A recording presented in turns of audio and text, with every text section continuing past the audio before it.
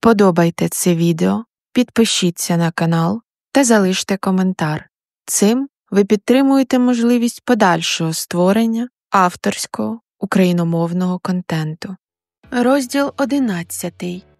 Я зачиняю ногою двері, в той час як Данило пристрасно мене цілує, притискає до себе, водить руками по спині. Заскакую йому на руки, обвиваю ногами талію. Здається, я остаточно з'їхала з котушок, втратила останні просвіти здорового глузду. Віка, жени його від себе, і то найшвидше. Якщо Роман дізнається і зірветься з гачка, ти банкрут. Він – твоя остання надія. Я все це знаю. Та почуття беруть верх над розумом. І він знову цілує мене жорстко, грубо і водночас чуттєво. Я перестаю розуміти, де я і хто. Моя сукня вже піднята до талії, трусики лежать на підлозі. Здається, я знову програла. Потрапила у пастку. Останній шанс сказати «ні», але не можу. Я дивлюся на обличчя Данила, який спить на сусідній подушці. Він виглядає суворим, насупленим. Неначе навіть у вісні щось його бентежить. Відчуваю провину за те, що зробила. Тихенько вислизаю з-під його руки, яка лежить в мене на животі. Йду в душ. Тепла вода ще більше розпалює тіло. Згадується кожен дотик. Що зі мною? Так не можна. Я псую собі майбутнє.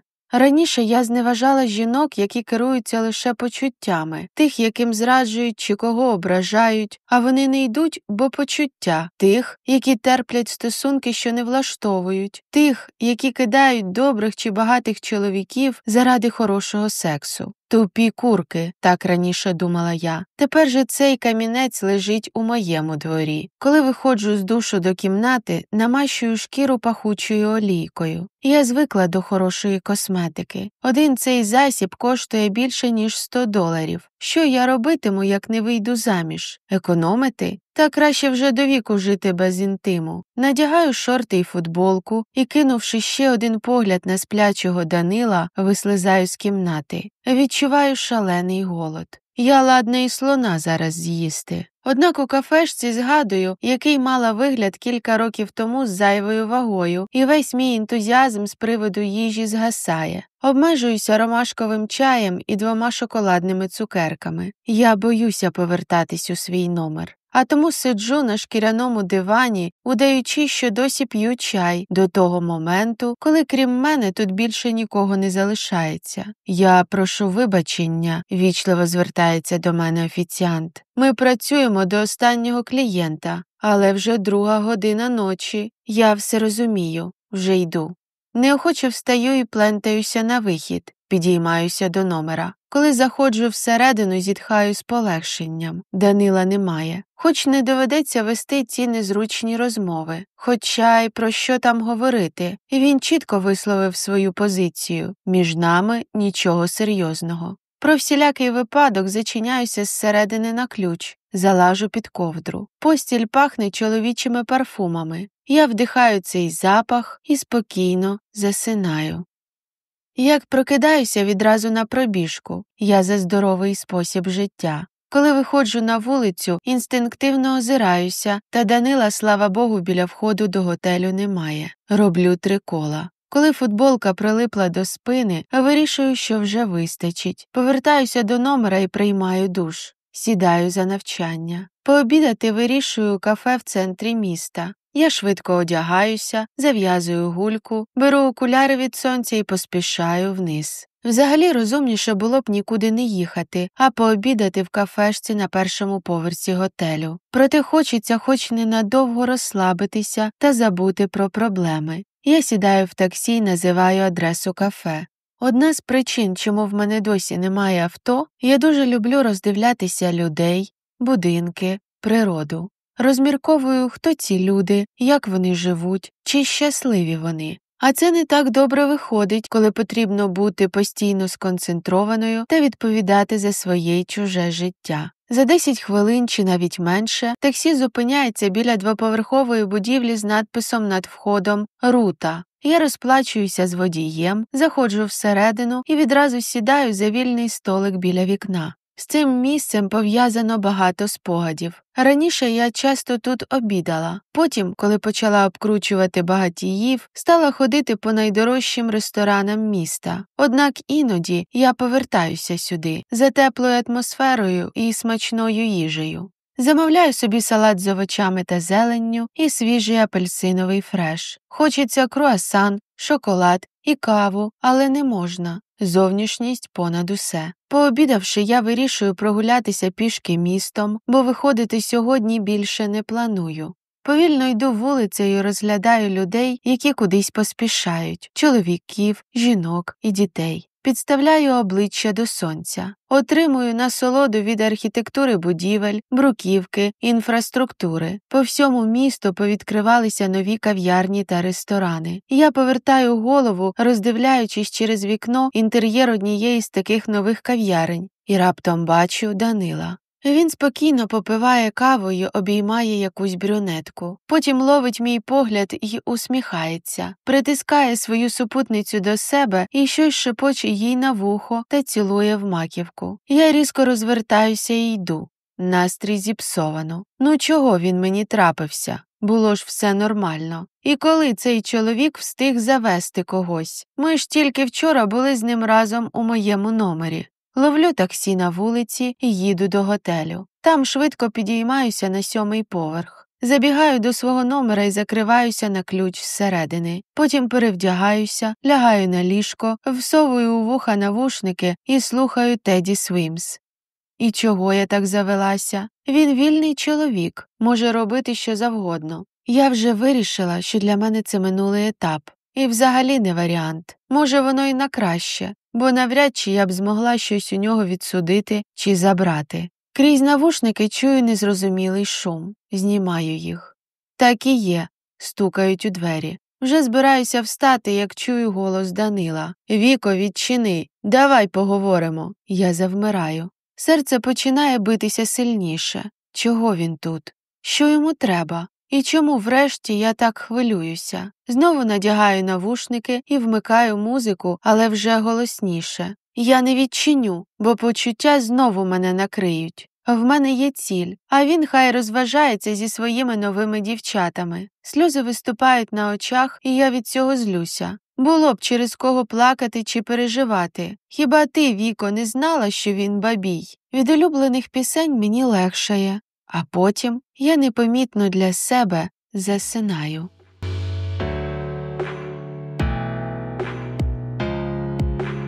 Розділ 12. Прокидаюся від вібрування телефону біля вуха. Відкриваю очі. Намагаюся потягнутися і зойкаю. Шия затекла і болить. Навушники сповзли набік. Тягнуся до телефона. «Привіт! Не розбудив?» – лунає у слухавці голос Романа. Я дивлюся на годинник, 8 ранку. «Ні, що ти? Якраз збираюся на пробіжку».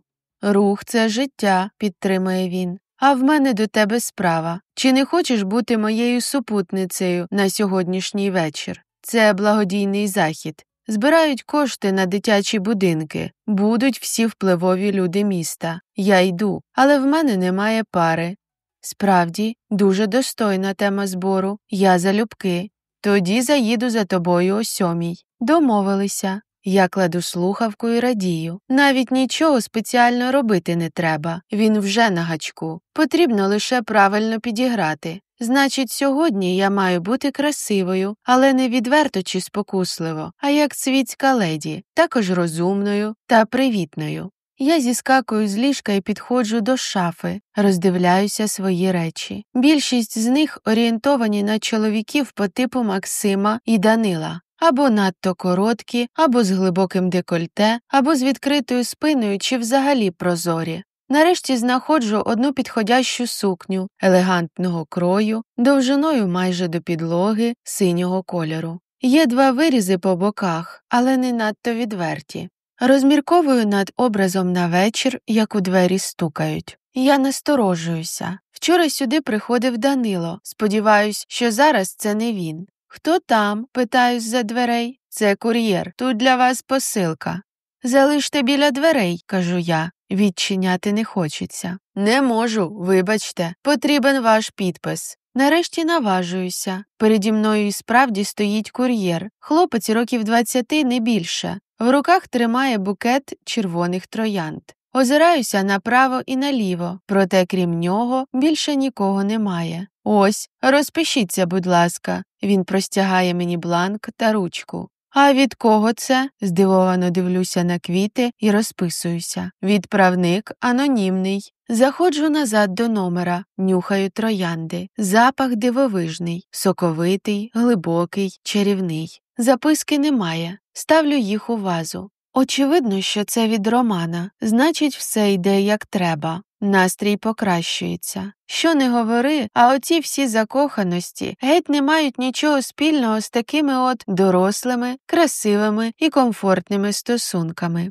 Застеляю ліжко і розкладаю зверху сукню. Потрібно все ретельно перевірити, щоб ніяких цяток, плям, затяжок чи ще якогось неподобства. Впевнившись, що все в порядку, одягаю шорти й футболку. Найтяжче не вийти на пробіжку чи подолати довгу відстань. Найтяжче – це бігати кожного дня, завжди, без виключень. Та я людина дисциплінована. Все, чого я досягла, лише завдяки впертості і постійному самоконтролю. Виходжу з кімнати та прямую коридором, як бачу, що відкриваються двері номера 756. Кулею лечу до східців за ліфтом і спускаюся пішки. Сподіваюся, що він не помітив мене. Сідаю на східцях між 4-м і 5-м поверхом. Він на ліфті спуститься раніше, тож треба почекати, поки поїде. Кілька хвилин просто сиджу. Докотилася. Сьогодні ж виберу квартиру на Airbnb і з'їду звідси найближчим часом.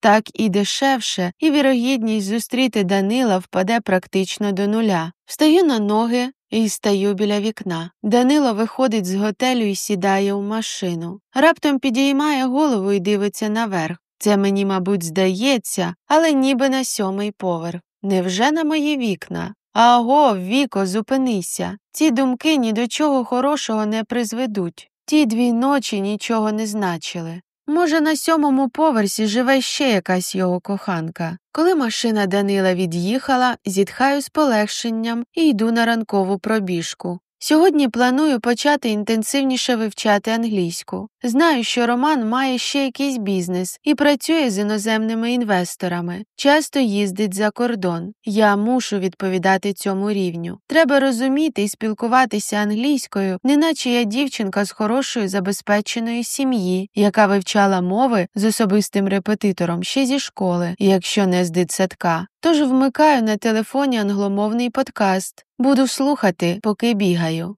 Через півгодини я зупиняюся посеред лісу біля готелю. Дихати важко. Грудна клітина болить, лоб залило потом, футболка прилипла до тіла. Це моя звичайна норма. Але сьогодні я вирішила, що подвою час на біг. Роман спілкується з геть іншим колом людей, ніж ті багатії, з якими я мала діло раніше. Поруч з ним еліта. Жінки там не мають і грама зайвого жиру, регулярно відвідують масаж, роблять спа-процедури та майже нічого не їдять. А ще володіють кількома мовами, добре знаються на мистецтві і займаються благодійністю. Я маю бути не гірше, якщо не краще. Такі люди не прощають тим, хто не дотягує. Втомилася. Сподіваюся на те саме друге дихання, яке рано чи пізно відкриється. Через силу переставляю ноги і біжу. Грудна клітина зараз просто розірветься. Але я вперто роблю, що вирішила, і продовжую слухати англомовний подкаст. Мені треба якнайскоріше почати працювати над своїм акцентом з коучем. Днями почну шукати.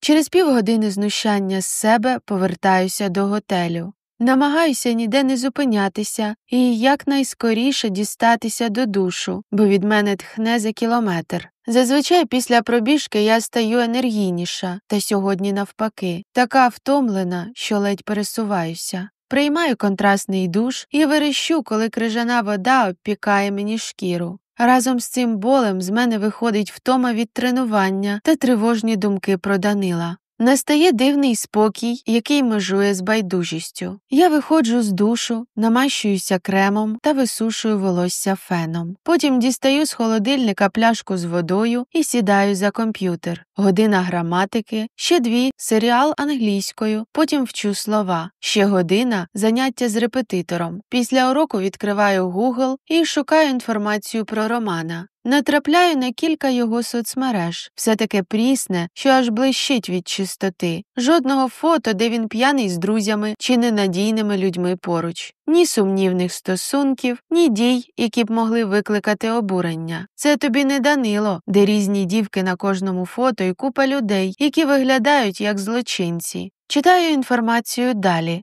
Неодружений, навчався в Кембриджі, значить, англійську знає не те, що ідеально, а на рівні місцевого. Любить відпочивати у Швейцарії, кілька фото звідти є. Недарма любить, там справді дуже гарно. Я вирішую зробити невелику перерву. Спускаюся вниз і беру собі салат та ромашковий чай. Хліб на наступні кілька місяців табу. Голодна плентаюся назад до номера. Залишок часу проводжу, розглядаючи інші фото з Романом. Життя у нього, судячи з усього, цікаве. Був і в Італії, Іспанії, Швейцарії, Японії, Індії, Непалі та навіть у Латинській Америці. Подорожі – це моя мрія. Коли нарешті здобуду достатньо грошей після розлучення, куплю квиток на круїзний лайнер і поїду у навколосвітню подорож. Я читала, що це триває близько року. Корабель швартується в різних мальовничих куточках світу, де можна вийти погуляти. А ще на борту мають бути концерти, фестивалі, смачна їжа, спортзали, басейни, спа. Оце я називаю шикарним життям. Близько 5:00 я починаю збиратися. Ще раз приймаю душ, натираюся олійкою. Надягаю сукню. Доведеться сьогодні мучитися в дуже незручних босоніжках з високими підборами, але лише вони пасують до цієї сукні. Фарбуюся, підіймаю волосся і заколюю, відкриваючи світу свою витончену шию. О 7:05 спускаюся вниз. Роман вже чекає. Він стоїть біля машини і щось зацікавлено розглядає в телефоні. Та, помітивши мене, відразу його ховає, широко усміхається і робить крок назустріч. Він окидає мене поглядом, в якому я помічаю захоплення. Ми сідаємо в авто. «Ти просто неймовірно красива», – каже щиро. Радий, що погодилася мене супроводжувати. «Ти теж гарний», – кажу з усмішкою. «То куди їдемо?» Це, як я вже казав, благодійний захід. Найвпливовіші й найбагатші люди міста будуть там, щоб пожертвувати гроші на дитячі будинки. Але також це і місце, де люди заводять собі нові знайомства, знаходять майбутніх бізнес-партнерів, дізнаються, хто і чим живе серед акул бізнесу. Нетворкінг, можна і так сказати. В цілому більшість за тим туди й йдуть. Хоча якась частина справді приходить, щоб допомогти дітям. За 15 хвилин ми дістаємося до будівлі, де має бути захід.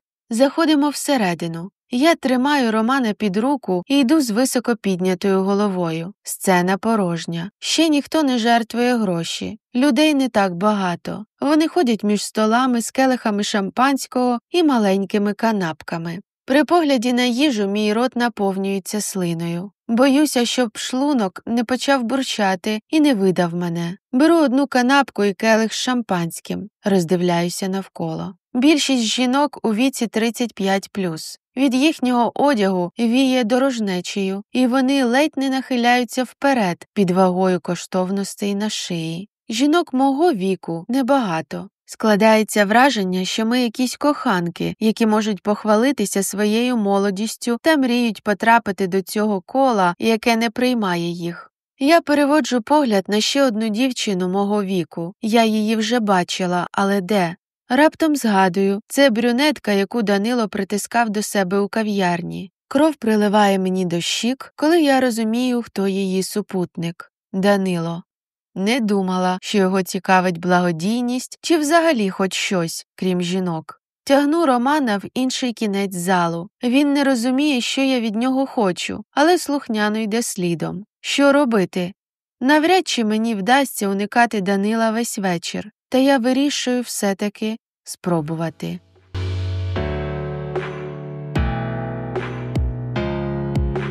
Любовні романи українською мовою на каналі Аудіокниги українською Книги Рада Лія. Розділ 13. Забувши про свій план бути вишуканою леді, я осушую келих шампанського і відразу хапаю новий стаці, яку проносить повз мене офіціант.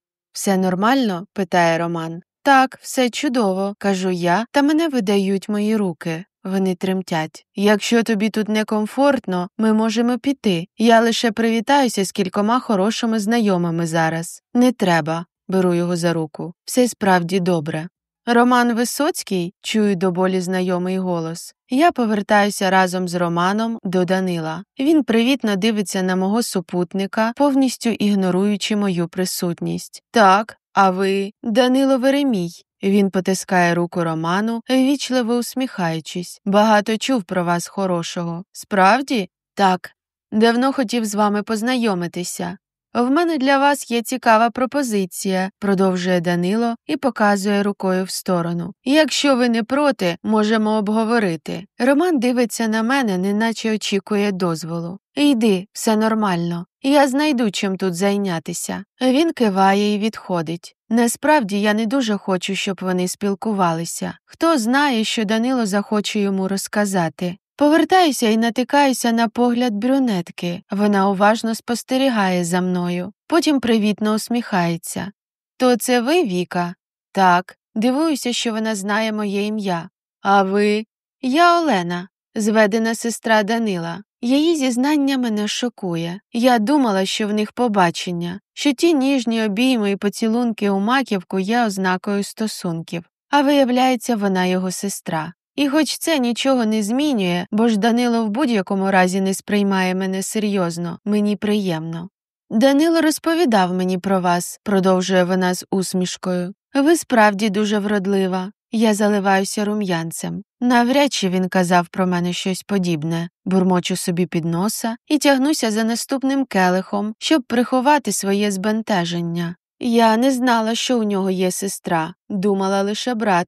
Я живу в Лондоні вже багато років. В нас одна мама, а от батьки різні. У Данила напружені стосунки з моїм татом, тому він рідко приїздить. В нас більше спілкування по телефону. А от про вас він згадував. Справді? І що казав?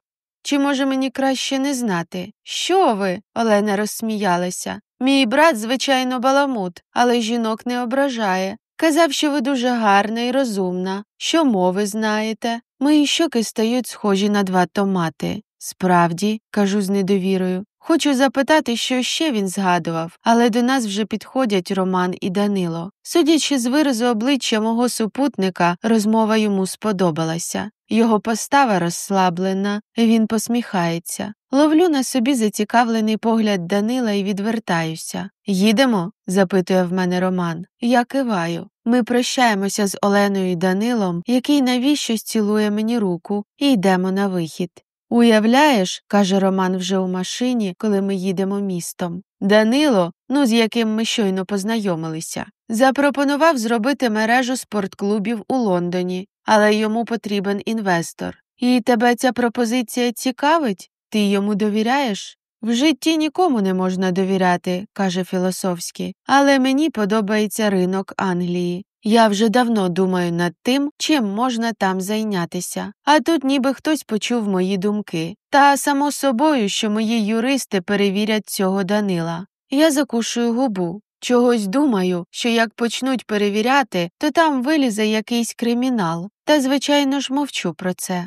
Він зупиняє авто біля готелю. «Ти не запросиш мене до себе?» – питає прямо і дивиться з очікуванням. «Вибач, я втомилася і погано почуваюся», – кажу й цілую його у щоку. Вже беруся за ручку, щоб вийти, але повертаюся до нього знову. «Дякую за троянди, вони дуже красиві». «Які троянди? Ти не надсилав мені квіти?» «Там просто не було записки». Він хитає головою. Я знічуюся, прощаюся і вискакую з машини. Як недобре, що я згадала про них. Він тепер думатиме, що в мене ще з кимось роман. Хоча, може, то й на краще. Ревнощі підштовхнуть його до більш активних дій. Відразу йду в кафешку на першому поверсі, бо через свою дієту і стрес постійно голодна. Замовляю борщ, салат і чай. Запихаюся так, наче кілька днів голодувала. «Як будеш так їсти, то скоро всі наречені пропадуть», – лунає глузливий голос Данила біля мене. Від несподіванки я захлинаюся і починаю кашляти. «Що ти тут робиш? Забула? Це мій готель». Я хитаю головою і встаю з-за столу. Збираюся йти та повертаюся і питаю: «Це ти надіслав мені квіти? Сподобалися?» «Так. Але більше не надсилай. Ти ж сам сказав, що я аферистка, яка шукає собі багатого чоловіка. Тож давай далі не ускладнювати одне одному життя». Він мовчки дивиться на мене. Я розвертаюся і йду з кафе. Треба терміново шукати квартиру. Якнайшвидше. Але я така втомлена, що просто хочу зняти з себе цю вишукану сукню, прийняти душ і залізти під ковдру та спати. Тож пошук квартири відкладається до завтра. Я заходжу до номера, роздягаюся і йду у душ. Мимоволі згадую сьогоднішній вечір і те, як Данило цілував мені руку. Здригаюся від спогаду про те, як його губи торкалися моєї шкіри. Тепла вода ще більше розслаблює. Я загортаюся в м'який халат і виходжу з ванної кімнати. У двері стукають. На порозі стоїть Данило. Хочу закрити двері, та він просовує ногу в отвір. Треба поговорити. Я втомилася. Давай іншим разом. Це ненадовго, обіцяю. Він заходить всередину. Я зітхаю, зачиняю двері і плентаюся за ним. Раптово мене накриває сильна втома. Сідаю на ліжко, спираючись на подушку. «Я хочу спитати», – каже похмуро, – «чому ти цим займаєшся?» «Обкручую багатих чоловіків?» – він киває. «Дивне питання. Грошей хочу». «А ти коли-небудь був бідним?» – запитую у відповідь. «Знаєш, як це, коли немає змоги купити ні нормальну їжу, ні одяг, чи навіть медикаменти?» «Не так, щоб бідним, але теж проблеми були». «Отож бо й воно, що не так, щоб бідним», – повторюю за ним. «Чоловіки завжди обирають найгарніших дівчат, але щоб бути гарною, потрібні гроші», – кажу вже засинаючи. Я не зустрічала чоловіка, який би закохався у дівчину з кривими зубами, поганим зором, зайвою вагою і в дешевому одязі, якою була я. Шепочу останнє перед тим, як темнота поглинула мене. Коли я прокинулася вранці, то у кімнаті вже була сама. Мені соромно за свою вчорашню відвертість перед Данилом. Не треба було цього казати, він все одно не зрозуміє. Але що б там не було, я маю йти далі до своєї цілі. Тож після пробіжки, легкого сніданку і вранішньої кави я вмикаю лептоп і починаю шукати підходящу квартиру. Хочу, щоб вона розташовувалася біля лісу чи річки, щоб можна було вранці бігати і взагалі дихати чистим повітрям. І водночас, щоб була не дуже далеко від центру, та щоб з нормальним ремонтом, бо я звикла до комфорту. Не так-то й просто винайняти житло за цими критеріями. Нарешті знаходжу однокімнатну квартиру, яка більш-менш підходить. Телефоную ріелтору і домовляюся на наступний день про зустріч. Потім пишу повідомлення Роману. Мені сподобався вчорашній вечір. Вибач, що швидко пішла. Щоб компенсувати, я обов'язково запрошу тебе до себе в гості на вечерю, як тільки знайду підходяще житло. Домовилися. Ти з'їжджаєш з готелю? Так. Хочу мати більш особистий та затишний простір. А ти знала, що цей готель належить Данилу, з яким ми вчора познайомилися? Прочитавши це повідомлення, я застигаю з телефоном у руках. Найкраще буде удати, що ми з Данилом незнайомі. Справді? Ні, не знала. Ну, треба ж який тісний світ.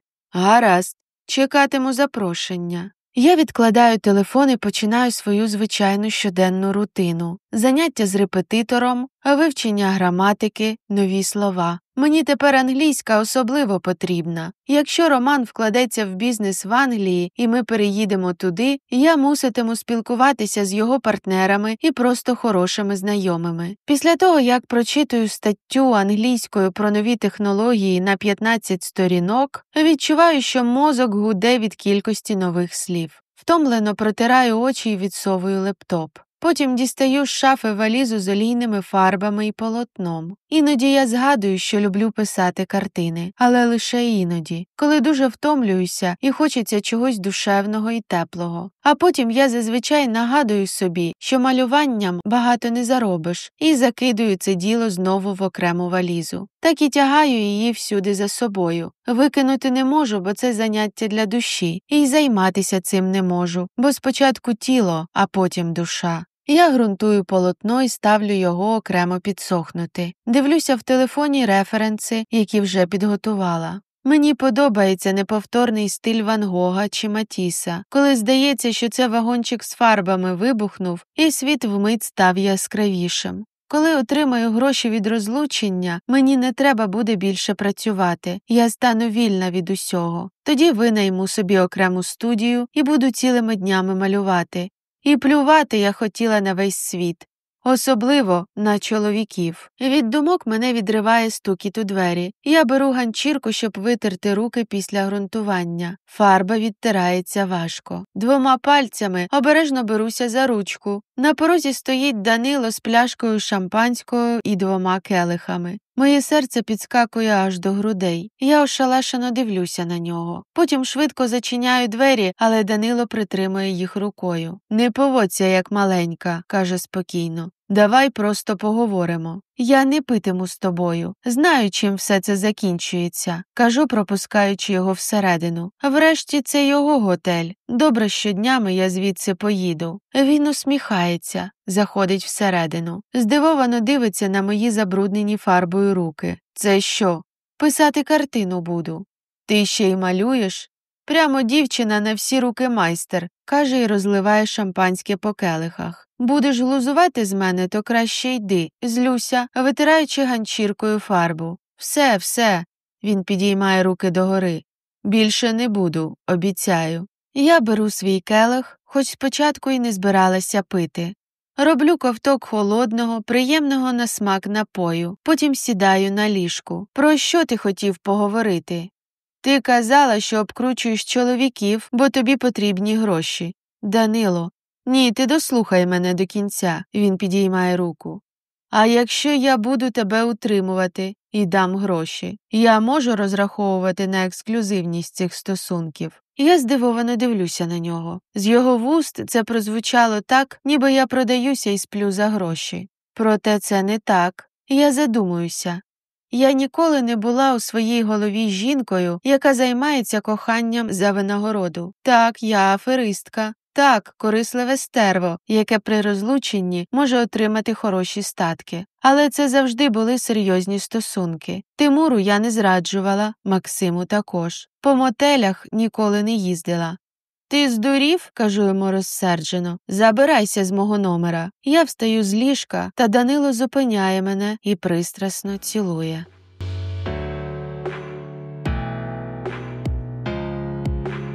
Любовний роман на каналі аудіокниги українською книги Рада Лія.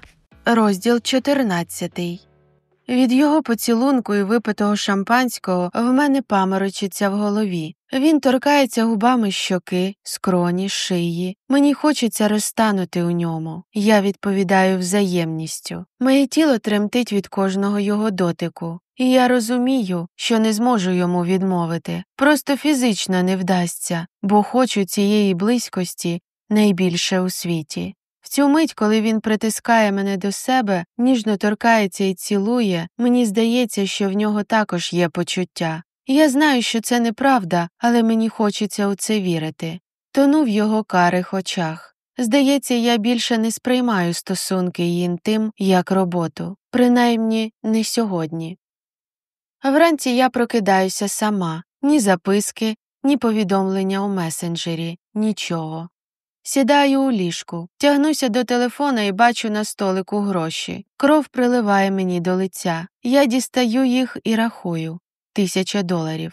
Це як за ніч з елітною дівчинкою за викликом. Першою реакцією було піти і кинути йому їх в обличчя. Але я вже давно навчилася не робити нічого, добре не обдумавши. Йду до ванної кімнати і вмиваюся холодною водою. А що ти думала, Віко? Що він закохається в тебе і забере до себе як принц Попелюшку чи як Річард Гір Джулію Робертс? Життя – це не казка. Від дотику крижаних крапель до шкіри приходжу до тями. Включається холодний розум. Плювати мені на те, хто і що подумає. Я гроші за ніч не просила, і він залишив сам. А мені вони навіть дуже не зайві будуть. Йду на ранкову пробіжку, снідаю і п'ю каву. Потім надягаю джинси і футболку та їду на огляд квартири. Дорогою роздивляюся місто. Дуже пильно розглядаю усілякі дрібниці, колір асфальту, вицвілі місця на вивісках, товари, які виставлені у вітринах магазинів. Художник має бути уважним до деталей. Всі предмети розглядаються не окремо, а в процесі їхньої взаємодії з навколишнім світом. Я вперше помічаю недоглянутість будинків та вулиць, бідність людей. Чомусь задумуюся над тим, що багато дівчат мого віку шукають собі вихід у світ через тіло, але як інакше вижити? Як знайти свій шлях до щастя, краси та здоров'я? Проблема маленьких міст в тому, що тут немає як заробляти, що торгувати собою найлегший, а іноді єдиний спосіб не жити в злиднях. Цієї миті мені приходить думка, що я хочу залишити це місто, що якщо Роман запропонує мені одружитися і поїхати до Лондона, я погоджуся без вагань і заберу з собою маму з бабусею. Прибуваю за вказаною адресою. Там на мене вже чекає ріелтор. Ми підіймаємося на 6-й поверх. «Це дуже хороша квартира», – каже вона, відкриваючи двері ключем. «Тут нещодавно зробили ремонт всього, включаючи сантехніку і труби. Кухня повністю нова. Вам залишають у користування все, в тому числі плиту, меблі та навіть посудомийку». Я заходжу до кімнати, простора й доглянута. Тут справді нові меблі. Вікна до підлоги виходять на зелений, тихий двір. Проходжу на кухню. Все так, як описала ріелтор. На вікні стоїть вазон з посадженим лимонним деревом. Всередині відразу стало затишно і тепло, по-домашньому. Скільки коштує оренда? $800 на місяць. І ще 200 додатково, якщо заведете цуцика чи кошеня. Секунду дивлюся на неї здивовано, а потім захлинаюся сміхом. Це ж і є та 1000, що дав мені Данило. Тепер треба обов'язково завести собаку, щоб гроші не пропали. Коли заспокоююся і перестаю сміятися, то погоджуюся на пропозицію. Ріелтор дивиться на мене з обережністю, ніби я не сповна розуму. Однак договір на підпис дає, як і ключі від квартири. Їду назад до готелю з передчуттям, ніби зараз зміниться все моє життя. Я кілька років жила в орендованих квартирах і готелях. Однак саме зараз думаю, що це переломний етап. Ніби ця дійсність, сам простір, виштовхує мене звідси. Я заходжу до готелю, поспішаю до свого номера. Більше ні хвилини тут не залишуся. Швидко збираю речі, окремо складаю ноутбук і косметику і викликаю таксі. Востаннє оглядаю свій номер. Місце, де я вперше по-справжньому закохалася. Лише зараз зрозуміла, що Вадим був просто першим дитячим захопленням, і що я ніколи нікого не кохала дотепер. Я беру речі і спускаюся на 1-й поверх. Повідомляю на рецепції, що виїжджаю. Дівчинка, що здала мене, з подивом поглядає в мій бік. «Знаєш, не стримуйся. Стукачів ніде не люблять. Ти могла б заробити значно більше, якби і далі співпрацювала. Або треба було просто відмовитися, якщо така чесна». Вона мовчить. Я махаю їй рукою на прощання і виходжу з готелю у нове життя.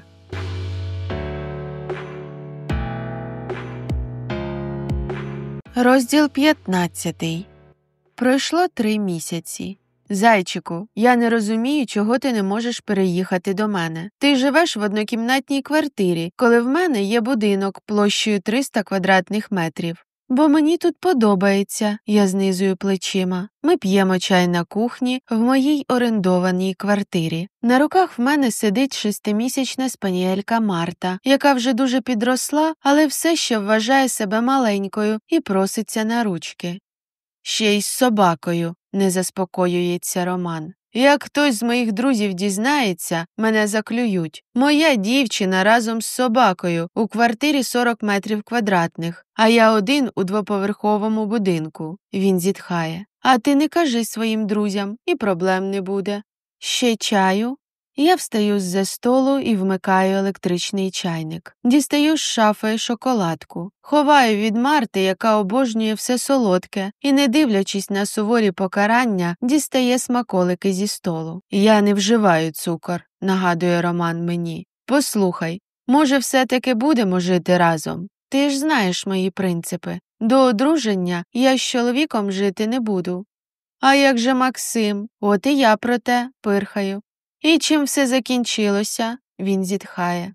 Ну, в цілому, може, ти і права. Он Данило також вважає, що треба жити або самому, або одружуватися, раптом каже. Хоча бути чесним, то навряд чи він знайде собі пару коли-небудь. То, може, одружимося? Я здригаюся. Що ти сказав? Що нам треба одружитися, а до цього?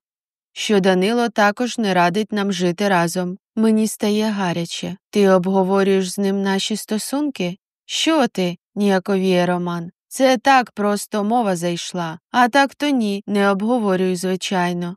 То що, ти вийдеш за мене? У мене у скронях пульсує. Великими зусиллями я опановую себе і заспокоююся, посміхаюся. А обручка де? Зрозумів. Буде. Він цілує мене у щоку і поспішає на вихід. Коли я закриваю за ним двері, в мене підгинаються коліна. Я досі не можу нормально згадувати про нього. Я нічого не чула про Данила з моменту, як пішла з готелю. Думала, він забув про мене і більше не згадує. А тут, виявляється, він продовжує спілкуватися з Романом і влазить у наші стосунки. Йому так плювати на мене, що він ще й допомагає моєму хлопцю порадами. Я проходжу до кімнати. Частина відгороджена завіскою, як окрема територія для малювання. Картина, яку зараз пишу, закрита. Я підходжу ближче, прибираю рисовий папір і натикаюся на гострий погляд карих очей Данила. Мені здавлює грудну клітину, стискає у горлі. Я знову накриваю полотно. Там трохи лишилося, щоб закінчити, але я не впевнена, що витримаю далі. Можливо, краще цю картину взагалі викинути на смітник, щоб не мучити себе. Марта сидить поруч і підвиває. Вона завжди відчуває мій настрій. «Що ти, маленька?» – кажу і гладжу її по голівці. «Дуже скоро твоя мама вийде заміж, потім розлучиться, і ми поїдемо з тобою кудись до Індонезії, туди, де завжди тепло. От тоді будемо безтурботно жити, і мама повеселішає». Марта дивиться на мене з розумінням, ніби погоджується з такими планами на майбутнє. Я йду у душ, а потім починаю збиратися. Бути дівчиною світського чоловіка – це завжди як робота. Кілька разів на тиждень проходять абсолютно нудні заходи, де збираються всі сноби міста. Я ж там маю грати свою роль. Бути ввічливою, постійно усміхатися і підтримувати бездоганну репутацію Романа. Я більше не ношу відверте вбрання, лише елегантні сукні відомих брендів. Ходжу на курси з ораторського мистецтва, окремо займаюся з коучем, який ставить мені правильну вимову і тренує приємний тембр голосу. Такий самий коуч є в мене з англійської мови. Я одягаюся, роблю макіяж, бризкаюся парфумами. Внизу на мене вже має чекати Роман. «Бережи квартиру від грабіжників», – наказую Марті і залишаю для неї увімкнутим світло в коридорі, бо вона так боїться темряви, що починає труситися і пітніти, якщо цього не зробити. Про грабіжників то, звичайно, жарт. Марта ще сама всіх боїться. Я взяла її з притулку, куди вона потрапила після кількох місяців знущань і побиття. Виходжу на вулицю і сідаю в машину до Романа. Він цілує мене. Потім витягує з внутрішньої кишені піджака коробочку. «Віко, ти вийдеш за мене?» Я здивовано дивлюся на нього. Це найшвидша пропозиція шлюбу в моєму житті. Задоволено усміхаюся і киваю. «А вже ж, я вийду за тебе». Він надягає обручку мені на палець, і ми знову цілуємося. До його поцілунків я вже звикла. Іноді це навіть приємно, якщо не порівнювати з Данилом. Ми їдемо вечірнім містом. Я розглядаю будинки і людей. Я майже досягла своєї мети. Проте не відчуваю, що це мій шлях. Атмосфера, яка мене виштовхує, ніби я йду не туди, хоча я точно розумію, що роблю все правильно. За своїми думками я не помітила, як ми прибули на захід. Роман відчиняє переді мною двері, підставляє свою руку, на яку я спираюся. Ми разом заходимо всередину. Я бачу десятки усмішок, спрямованих в мій бік. За останні 3 місяці ці люди прийняли мене, визнали своєю. Для цього світського кола це велике досягнення. Я також всім усміхаюся. Роман відходить вбік поспілкуватися зі знайомими. Я беру келих шампанського зі столу. Роблю ковток. «Вітаю з заручинами», – лунає голос Данила поруч. Я підскакую на місці і захлинаюся шампанським. Починаю кашляти. Він дивиться на мене глузливо і саркастично. «Дякую. Гарна обручка». «Так і є», – погоджуюся я. «Ти щаслива?» «А вже ж я щаслива», – різко відповідаю і швидко йду від нього. Допиваю шампанське і майже біжу до вбиральні. Відчуваю, що зараз втрачу свідомість. Вмиваюся холодною водою. Я не бачила його 3 місяці. Чому саме зараз він знову з'явився, коли я так близько до своєї мети? Позаду лунає стукіт. Підіймаю голову і зустрічаюся поглядом у дзеркалі з Данилом. Він замикає двері і підходить ближче. Обіймає мене ззаду. «Відійди», – майже ричу я. «Не псуй мені життя. Тобі так потрібні гроші, що ти ладна вийти заміж за людину, яка тобі не подобається?» Я мовчу. «Не виходь за нього. Вийди за мене». «Що?» Я ошелешено дивлюся на нього. «Я тобі подобаюся?» Я киваю. «Тоді виходь за мене». Я сміюся. «Ти ж завжди будеш думати, що я з тобою лише через гроші і хочу розлучитися». «Підпиши контракт», – раптом каже він. «Згідно з ним, якщо я розлучуся з тобою, ти отримаєш половину. Якщо ти розлучишся, не отримаєш нічого. Ти відомий бабій. Може, ти будеш мені зраджувати чи знущатися, а я муситиму терпіти?» «Це також внесемо до контракту», – погоджується Данило. «Якщо будуть докази зради чи знущань, то можеш розлучатися. Так само пів мого статку буде твоїм». «Нащо це тобі?» – кажу здивовано. «Я постійно думаю про тебе. Ти запала мені в душу, не сплю ночами. Не думав, що таке зі мною станеться. Намагався заводити стосунки з іншими. Та, здається, ти моя людина. Якщо ти залишишся зі мною через гроші, мені буде неприємно. Та якщо ти вийдеш за іншого, мені буде боляче». Я глибоко зітхаю. Вдивляюся в його обличчя, він і справді виглядає змарнілим. Однак його слова звучать як повна нісенітниця. Той Данило, якого я знаю, такого б не сказав. Я мушу подумати, кидаю і виходжу з вбиральні. Спантеличена, засмучена. Але десь в глибині душі в мене горить вогник надії, що як те, що він сказав, правда. Залишок вечора блукаю по залу, аж поки не настає час їхати додому. «Я залишуся сьогодні в тебе?» – питає Роман, коли підвозить мене до квартири. Я киваю. Немає жодної об'єктивної причини відмовляти своєму нареченому. Ми заходимо до квартири. На порозі сидить перелякана Марта. Що б я не робила для її комфорту, вона все одно боїться самотності. Гладжу її по голові. Думаю про те, що всі ми трохи Марти. Роман починає мене цілувати. Я розумію, до чого все йде. Він щойно зробив пропозицію, ми одружуємося, ніби як закохані. Далі має бути близькість, і він залишиться зі мною спати до ранку. Проте я не хочу. «Погано себе почуваю, вибач», шепочу і винувато дивлюся на нього, а потім швидко йду в душ. Коли виходжу, чую голосні звуки, які лунають з кімнати. Роман розлігся на ліжку і заснув. Поруч з ним лежить лептоп, на екрані якого йде фільм. Біля ліжка сидить Марта і дивиться на мене сумними очима. Я раптом усвідомлюю, що не хочу і не можу жити з чоловіком, який зараз спить в моєму ліжку. Навіть рік чи 2 до розлучення. Що я зненавиджу його, не дивлячись на гроші, бо завжди порівнюватиму з іншим. До зустрічі з Данилом я могла цим займатися і так будувати своє життя. Тепер не можу. Я йду на кухню і набираю його номер. Коли він відповідає, питаю: «Ти ще хочеш зі мною одружитися?» «Так». «Тоді я приїду зараз до тебе. Тільки тепер я не сама. В мене є собака». У слухавці лунає його хриплий сміх. «Добре, чекаю на вас 2». Я тихо збираю валізу, щоб не розбудити Романа. Востаннє дивлюся на чоловіка. Шепочу губами «пробач». Виходжу на вулицю і сідаю з Мартою у таксі. Я знову їду до готелю. Роздивляюся нічне місто. Біля входу стоїть Данило. Я помічаю його задовго до того, як таксі зупиняється. Коли виходжу, він обіймає мене і цілує. Вітається з Мартою, і вона лиже йому руку. Здається, вони сподобалися одне одному. Данило бере мою валізу, і ми заходимо всередину. Я торкаюся його руки. «Після весілля я не хочу з тобою розлучатися», – він киває. «Я знаю. Значить, і не будемо». Потім бере моє обличчя у долоні і ніжно цілує. Ми підіймаємося на 7-й поверх, заходимо до номера. Данило обіймає мене. Марта вляглася на підлозі і дивиться на нас. Яскраві червоні й помаранчеві відблиски заходу сонця освітлюють кімнату і моє серце. Я відчуваю, що нарешті знайшла своє місце і дім.